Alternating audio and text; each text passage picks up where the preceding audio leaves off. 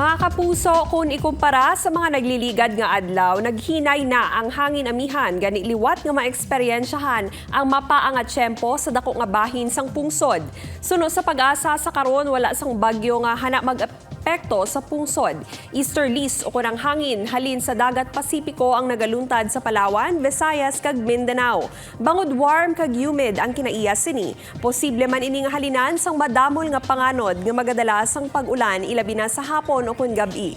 Base sa datos ng Metro Weather, may chances ang ulan sa Antique, Aklan, Capiz, Iloilo, kag pila ka bahin sang Negros provinces. Posible man ang mag-ulan sa iban pang bahin sang Pusod, subong man sang Luzon kag Mindanao. May mabaskog nga ulan sa pila ka lugar gani mangin alerto gihapon sa posible baha o kun pag-usmod sang duta.